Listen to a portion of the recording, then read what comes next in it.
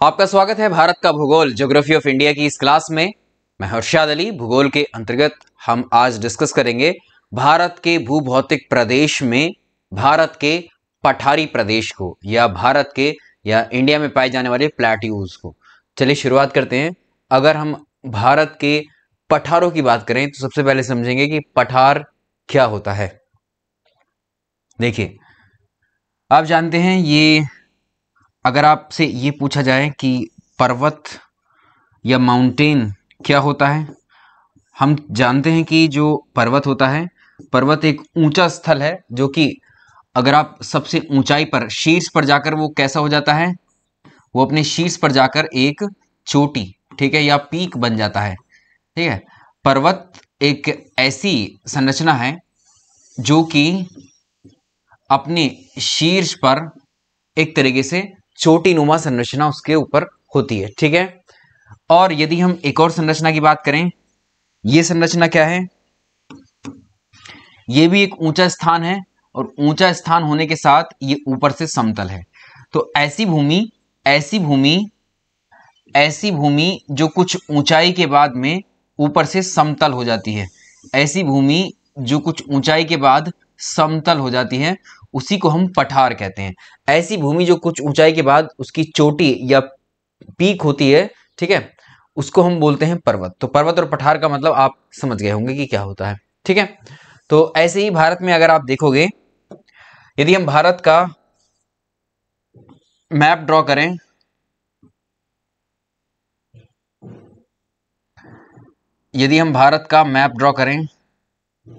ठीक है, ये है हमारा भारत और हमने भारत में विभिन्न विभिन्न संरचनाएं देखी। ठीक है, और जब आप देखते हैं तो भारत में गुजरात से यहां से ये वाला जो क्षेत्र है, ठीक है, गुजरात से ये जो क्षेत्र है, ये क्षेत्र है ऊंचा उठा हुआ, इसी को बोलते हैं प्रायद्वीपीय पठार, इसी को कहते हैं प्रायद्वीपीय पठार। तो भारत में प्रायद्वीपीय क्षेत्र में जो पठार पाए जाते हैं उनको प्रायद्वीपीय पठार कहते हैं। ठीक है, प्रायद्वीपीय पठार या पेनिनसुला प्लेट्यूज इनको बोलते हैं। चलिए, ये कहाँ कहाँ पाए जाएंगे? राजस्थान में, गुजरात में, मध्य प्रदेश में, झारखंड में, छत्तीसगढ़ में, उड़ीसा में, फिर नीचे आए तमिलनाडु, आंध्र प्रदेश, कर्नाटक आदि में। अब यही विस्तार हमें देखना है कि भारत में कहां कहां पर पठारों का विस्तार है, कहां कहां पर ऐसी भूमियां हैं जो कुछ हाइट तक जाकर के समतल हो जाती हैं, वहां पर कुछ शहर भी बसे हुए हैं, कुछ नदियों का उद्गम भी होता है इन पर। ठीक है, चलिए, तो इसमें हम बात कर लेते हैं,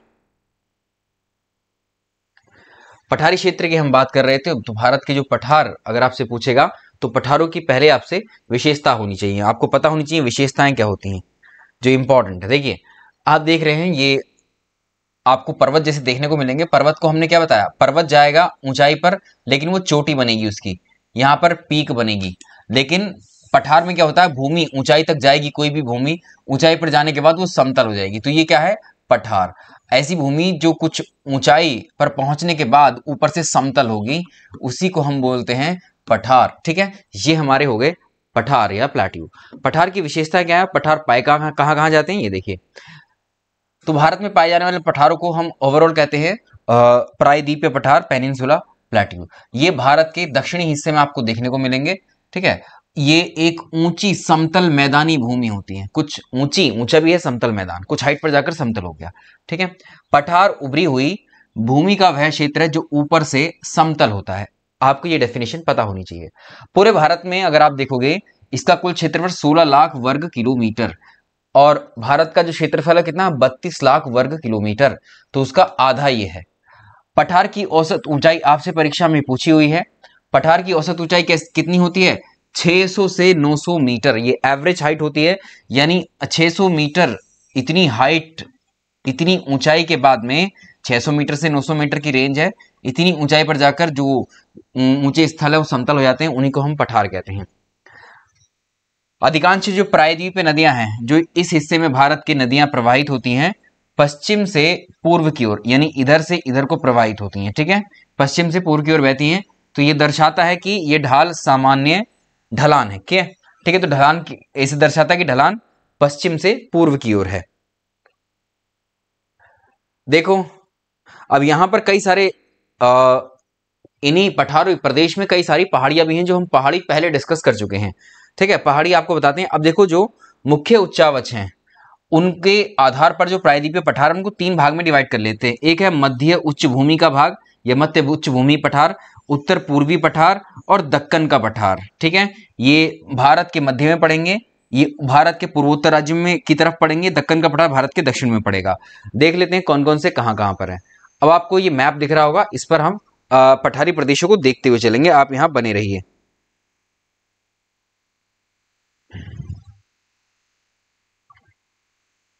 बात करें आगे, हम आपको अब मार्क करते हुए चलेंगे। देखिए राज्य आप जान चुके हैं, जो पहले आप यहां देखें, देखिए जम्मू कश्मीर और लद्दाख वाला क्षेत्र है, ये काराकोरम है, फिर लद्दाख है, फिर जास्कर श्रेणियां हैं, ये ट्रांस हिमालय है। तो ट्रांस हिमालय में अगर आप देखोगे ये काराकोरम श्रेणी है, इसके नीचे लद्दाख और जो जास्कर श्रेणी है, लद्दाख और जास्कर श्रेणी के बीच में एक पठार पड़ता है, इसको बोलते हैं लद्दाख का पठार, इसको बोलते हैं लद्दाख का पठार। ठीक है, तो लद्दाख का पठार कहां पर है? लद्दाख में है, और ये भारत का सबसे ऊंचा पठार है, सबसे ज्यादा हाइट पर है ये लद्दाख का पठार। अगर हम चीन में देखें तो चीन में है तिब्बत, तिब्बत का पठार, तिब्बत के पठार से कई सारी नदियां निकलती हैं, यहीं पर कैलाश पर्वत है तिब्बत में, यहीं पर बहुत सारी ग्लेशियर्स हैं जहां से महत्वपूर्ण नदियों का उद्गम होता है और भारत में आती नदियां। अब यहां पर देखो हम बात कर रहे हैं अभी मध्य उच्च भूमि वाले जो क्षेत्र है, मध्य उच्च भूमि पठार। यहां पर ये राजस्थान है, राजस्थान की बाउंड्री को मैं मार्क कर दे रहा हूं, ये राजस्थान है, और राजस्थान से आप जानते हैं एक अरावली पर्वत श्रृंखला जाती है, ये अरावली पर्वत है। अरावली पर्वत के पूर्व में जब आप आएंगे, यहां पहले बता देते हैं फिर इनके फैक्ट्स को डिस्कस करेंगे।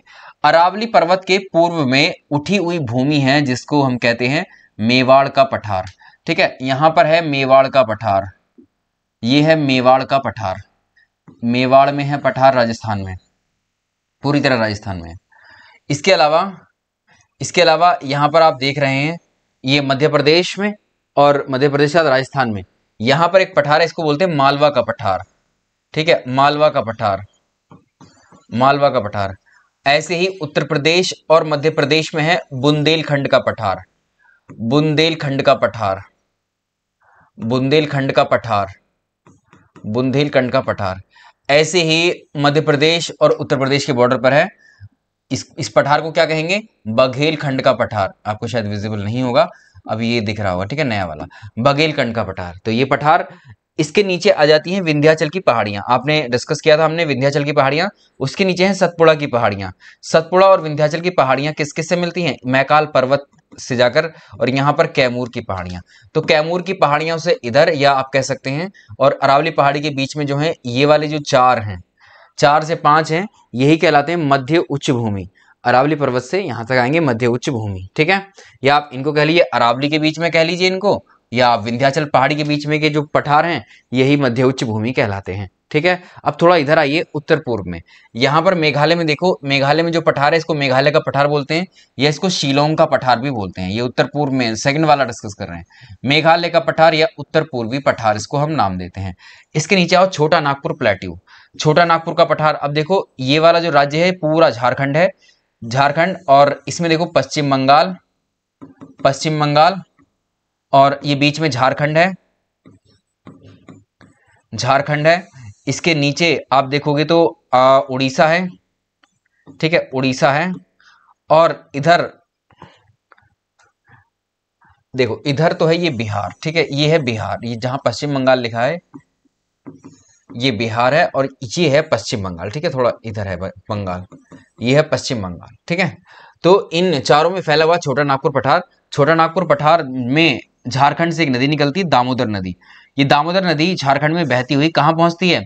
ये पहुंचती है पश्चिम बंगाल में, और पश्चिम बंगाल में एक नदी है हुगली नदी। हुगली नदी जो गंगा नदी थी, गंगा नदी की वितरिका है।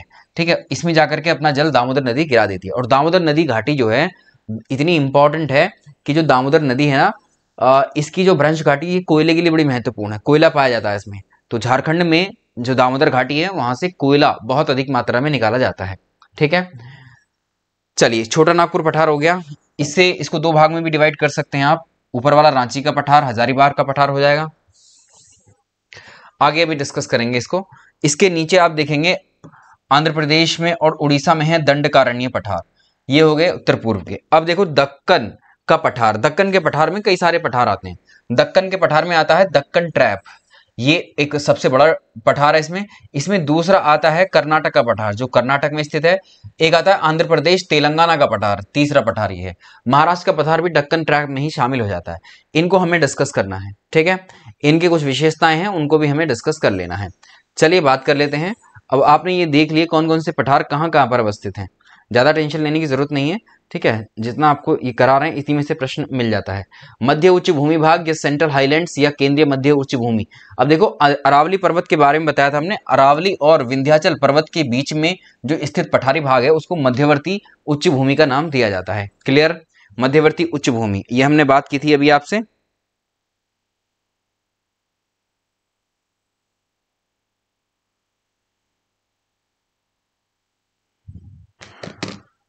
हाँ चलिए, अब देखो मध्यवर्ती उच्च भूमि में निम्न पठार पाए जाते हैं। अरावली पर्वत के अगर आप पूर्व में देखोगे तो मेवाड़ का पठार मिलेगा, मध्य भारत का पठार मिलेगा, बुंदेलखंड का पठार मिलेगा, बघेलखंड का पठार मिलेगा और मालवा का पठार मिलेगा। इसके नीचे विंध्यन श्रेणी आएंगी। तो ये पठार हैं किसके बीच में, ये पठार है मध्य उच्च भूमि। इनको एक एक करके डिस्कस करेंगे अभी। उत्तर पूर्वी पठार में कौन कौन से पठार हैं, छोटा नागपुर का पठार है, मेघालय का पठार है, कार्बी आंगलोंग का पठार है, दंडकारण्य का पठार इसी में आएगा। आगे दक्कन के पठार में आप देखेंगे तो दक्कन के पठार में दक्कन ट्रैप, कर्नाटक का पठार, आंध्र का पठार, ठीक है। चलिए मध्य उच्च भूमि की बात कर लेते हैं। पहले सेंट्रल हाईलैंड्स या सेंट्रल में कौन कौन से पठार आते हैं। यहाँ पर हमने बताया आपको अरावली पर्वत है, और अरावली पर्वत के इधर एक तरीके से पूरा यह है मेवाड़ का पठार। तो मेवाड़ का पठार पूरी तरह से कहां पर है, ये पूर्वी राजस्थान का पठार है, या आप कहेंगे अरावली के पश्चिम में अगर आप देखोगे तो मारवाड़ का मैदान है। अरावली का पश्चिम, ये यहाँ पर जो मैदान है ये मारवाड़ के मैदान है, और जबकि पूर्व में मारवाड़ का पठार है। मारवाड़ का पठार कहिए इसको, या मारवाड़ या मेवाड़ का पठार कहिए, एक ही बात है। इधर पठार है, इधर मैदान है, ठीक है। तो मेवाड़ जो पठार है वो राजस्थान में अरावली पर्वत के पूर्व में है, ये वाला है। इस पठार पर एक नदी बहती है जो कि बनास नदी है। अब बनास नदी किसकी सहायक नदी है, चंबल नदी की सहायक नदी है, ठीक है। इस पठार का जो ढाल है पश्चिम से पूर्व की तरफ है, उधर की तरफ झुका हुआ है। इसके अलावा मध्य भारत का पठार, मालवा का पठार अभी डिस्कस करेंगे। मध्य भारत का पठार देख लो। मध्य भारत का पठार मुख्य रूप से कहां कहां पर है, मध्य प्रदेश और राजस्थान के बॉर्डर पर है। मध्य प्रदेश राजस्थान के बॉर्डर पर है ये, और राजस्थान में इसको हड़ौती का पठार भी कहते हैं, हड़ौती का पठार। ये मालवा पठार का उत्तरी भाग है। जिस तरह से यहां मालवा पठार है, देख पा रहे हैं आप, ये देखिए मालवा पठार। मालवा पठार भी कुछ यहां पर है, और मालवा पठार के ऊपर यहां पर जो पठार है इसी को हड़ौती का पठार बोलते हैं, ठीक है, या मध्य भारत का पठार इसको बोलते हैं। तो इस पठार में एक नदी बहती है, चंबल नदी। यहाँ पर बहुत सारे बीहड़ का निर्माण करती है, यानी इतना ज्यादा अपर्दन कर दिया मिट्टी का, तो ऐसे लगता है कि जैसे कुछ पठारी क्षेत्र खड़ा कर दिया है, ठीक है। तो इस पठार का अधिकतर क्षेत्र चंबल नदी घाटी में स्थित है। बुंदेलखंड का पठार ये उत्तर प्रदेश मध्य प्रदेश की सीमा पर है।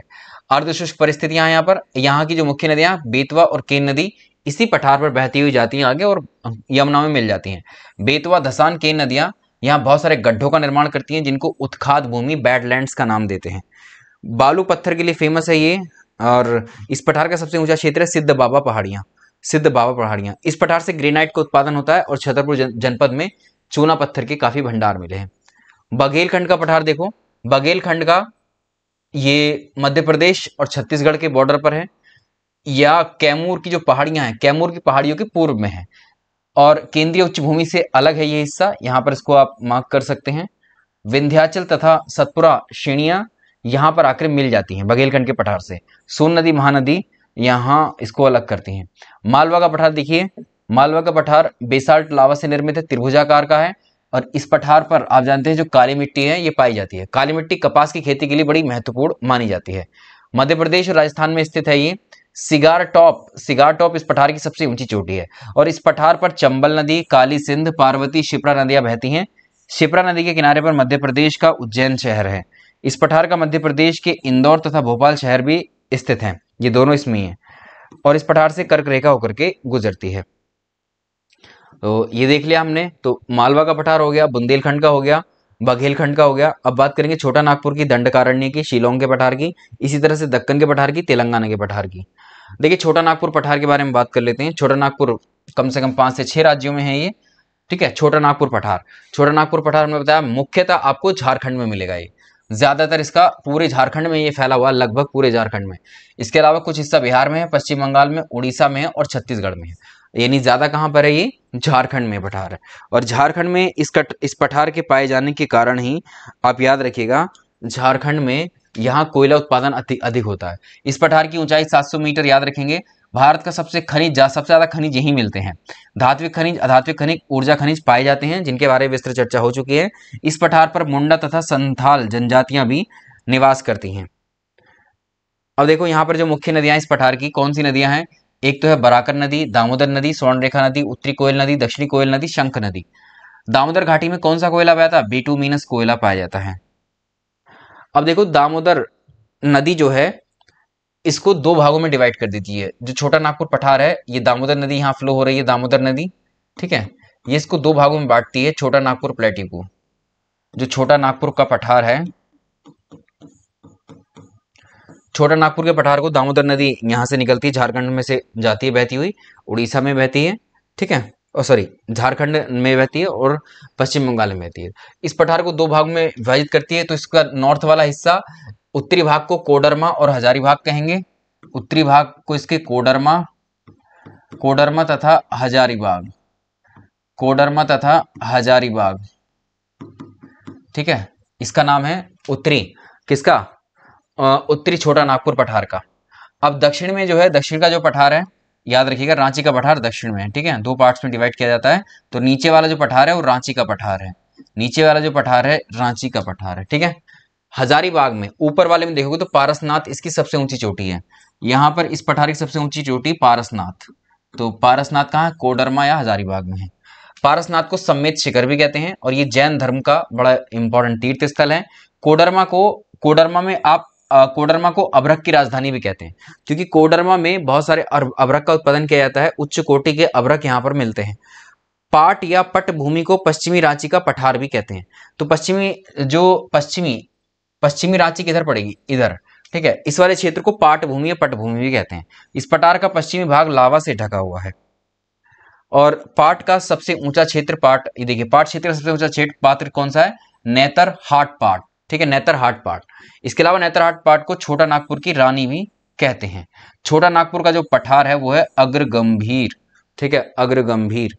और रांची का पठार जो है संप्राय, यानी इसमें ढाल होगा। अग्रगंभीर का मतलब ढाल नुमा। अब देखो दामोदर नदी घाटी के बारे में थोड़ा सा पढ़ लेते हैं, क्योंकि यहाँ से प्रश्न आ जाता है। दामोदर नदी के बारे में बात किया है तो झारखंड की सबसे बड़ी नदी है, सबसे इंपॉर्टेंट नदी झारखंड की। झारखंड में ओरिजिन है इसका, छोटा नागपुर पठार से भ्रंश घाटी बनाती हुई बहती है ये। कोयले के भंडार यहाँ बहुत मिलते हैं, इसलिए इसको भारत का रूर कहते हैं। इसके बारे में हम जानकारी दे चुके हैं। जर्मनी में जो रूर घाटी है वो कोयले के लिए प्रसिद्ध है, इसलिए भारत में भी एक नदी है जिसका नाम है दामोदर, ये भी कोयले के लिए प्रसिद्ध है। तो इसलिए भारत जर्मनी के रूर से इसकी कंपैरिजन की जाती है। अतीत में यहाँ बाढ़ों के कारण बंगाल का शौक कहलाती थी, किंतु अब बांध काफी सारे बनाए जा चुके हैं, नियंत्रित कर लिया गया है। स्वर्णरेखा नदी झारखंड की दूसरी बड़ी नदी है। ये रांची के पठार से निकलती है। इस पर एक जलप्रपात है, हुंडरू जलप्रपात। छोटा नागपुर पठार में बहुत सारे खनिज मिलते हैं, लोहा, कोयला, अभ्रक, यूरेनियम आदि, ठीक है। इसलिए भारत का खनिज ग्रह किसको कहते हैं? ये गृह है, गृह मतलब घर या स्टोर, ठीक है। ये वो वाला ग्रह नहीं है, ठीक है, स्टोर कहते हैं इसको, छोटा नागपुर पठार को। छोटा नागपुर पठार के बाद आते हैं नीचे दक्कन का पठार, तेलंगाना का पठार, कर्नाटक का पठार। इसके अलावा मेघालय का पठार उस साइड में है, मेघालय का पठार भी देख लो आपने, ठीक है। मेघालय का पठार मेघालय में ही है। और मेघालय के पठार के अंतर्गत आती हैं 3 पहाड़ियां, गारो, खासी, जयंतिया। गारो, खासी, जयंतिया, यहीं पर भारत की सबसे ज्यादा क्या होती है? वर्षा होती है। देखो अब यहां से पूछ देगा कि जो मेघालय का पठार है उसका अन्य नाम क्या है? शिलोंग का पठार या मेघालय का पठार इसको कहते हैं। मेघालय का पठार, छोटा नागपुर जो पठार हमने पढ़ा है ये उसका ही भाग है, ठीक है, लेकिन ये उसका भाग है। एक गैप इनके बीच में है, दोनों के बीच में मालदा भ्रंश इसको बोलते हैं। इसी भ्रंश से अलग हुआ, लेकिन पहले ही दोनों एक ही थे। इसी मालदा भ्रंश को कहते हैं राजमहल गारो गैप। ये भी याद रखिएगा, राजमहल गारो गैप किसके बीच में है? छोटा नागपुर के पठार के बीच में और मेघालय पठार के बीच में है। या इसी को मालदा भ्रंश कहते हैं। मेघालय के पठार पर 3 पहाड़ियां मिलती हैं हमको। एक कौन सी है? गारो, खासी, जयंतिया। 3 पहाड़ियां जो है इन 3 जनजातियों के नाम पर इनका नाम रखा गया, क्योंकि यहीं की मेघालय के पठार की 3 जनजातियां गारो, खासी, जयंतिया, इन्हीं के नाम पर इन पहाड़ियों का नाम है। शिलोंग मेघालय का जो पठार है, शिलोंग इसकी सबसे ऊंची चोटी है, शिलोंग चोटी। और गारो पहाड़ी, गारो खासी जयंतिया में अगर आप देखोगे तो गारो पहाड़ियों की सबसे ऊंची चोटी है नोकरेक, और नोकरेक पर एक राष्ट्रीय उद्यान भी बना है, बायोस्फीयर रिजर्व भी बना है।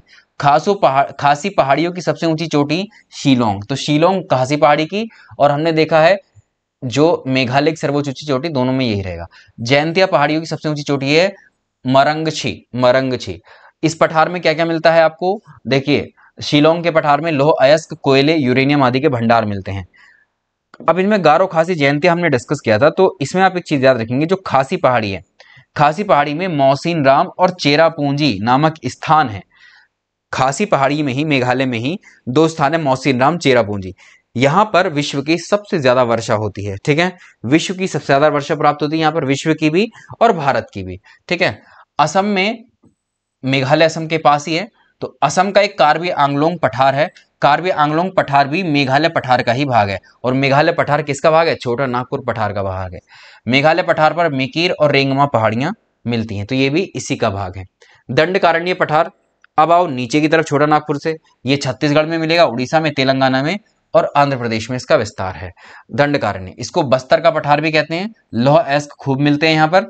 और यहाँ पर एक प्रसिद्ध खान है दल्ली राजहरा और बैलाडीला खान, ये कहां पर है, दंडकारण्य पठार में। बस्तर के पठार की सबसे ऊंची चोटी बैलाडीला है, बस्तर के पठार पर इंद्रावती नदी बहती है। इसके अलावा दंडकारण्य पठार को उड़ीसा में कालाहंडी पठार भी कहते हैं, यहां पर बॉक्साइट के काफी भंडार मिलते हैं। कालाहंडी पठार में बॉक्साइट के लिए प्रसिद्ध 3 जिले हैं, कालाहंडी, कोरापुट और बलानगिरी। याद रखिएगा, कालाहंडी पठार पर सबरी और सिलेरू नदियां भी फ्लो करती हैं, ठीक है। यहां तक आ गए हम, दंडकारण्य हो गया। अब ये इन 3 ट्रैप, दक्कन ट्रैप, आंध्र प्रदेश, कर्नाटक का पठार और देख लें, दक्कन का पठार या दक्कन ट्रैप। भारत का सबसे बड़ा पठार अगर आपसे पूछेगा तो दक्कन का पठार है, 5 लाख वर्ग किलोमीटर में फैला है, आकार त्रिभुजाकार आकृति है, और ये महाराष्ट्र, कर्नाटक, तेलंगाना, आंध्र प्रदेश, छत्तीसगढ़, तमिलनाडु में फैला हुआ है। इस पठार के उत्तर पूर्वी भाग को डोलीगुट्टा चोटी स्थित है, डोलीगुट्टा चोटी। इस पठार का दक्षिणतम भाग जो है तिरुवनंतपुरम तक विस्तृत है। इस पठार का सामान्य ढाल पश्चिम से पूर्व की ओर है। अब 600 मीटर इसकी हाइट है। अब देखो, इस पठार के आधार पर महाराष्ट्र का पठार, तेलंगाना का पठार, कर्नाटक का पठार, ये 3 पठार और इसमें शामिल किए जाते हैं। इनमें भी ज्यादातर आपको फैक्ट्स ही मिलेंगे। तो गोदावरी और कृष्णा नदी इस पर बहती हैं। इस पठार पर काली मृदा मिलती है, और भारत का सबसे प्रमुख कपास उत्पादक क्षेत्र महाराष्ट्र का पठार ही है।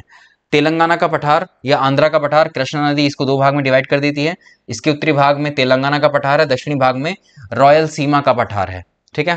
पूर्वी भाग इसका सीमांध्रा कहलाता है। तो रॉयल सीमा पठार पर जो है पेनरू नदी भी बहती है। कर्नाटक के पठार को देख लीजिए, कर्नाटक बैंगलोर, ठीक है, बैंगलोर का पठार के नाम से जानते हैं या मैसूर पठार के नाम से, इंपॉर्टेंट है ये। बैंगलोर के पठार को तुंगभद्रा, इस पठार पर एक नदी बहती है तुंगभद्रा। मैसूर के पठार पर कावेरी नदी बहती है। कर्नाटक के पठार के पश्चिम भाग को मलनाथ कहते हैं, और मलनाथ की सर्वोच्च चोटी क्या है, मुल्यानगिरी है। मुल्यानगिरी कर्नाटक की सबसे ऊंची चोटी है। कुद्रेमुख कर्नाटक की दूसरी सबसे ऊंची चोटी है। चलिए, ये हो गया। तो हमने यहाँ पर डिस्कस कर लिया है ऑलरेडी, जितने भी प्लेट्यू भारत के अंदर है, भारत के भूभौतिक प्रदेशों के अंतर्गत जितने भी पठार हैं उनकी चर्चा विस्तृत रूप में हो चुकी है। इन्हीं पठारों से आपको प्रश्न पूछ देता है। चलिए, इस सेशन में हम इतना ही रखते हैं, बाकी अगले सेशन में आपसे मुलाकात होगी।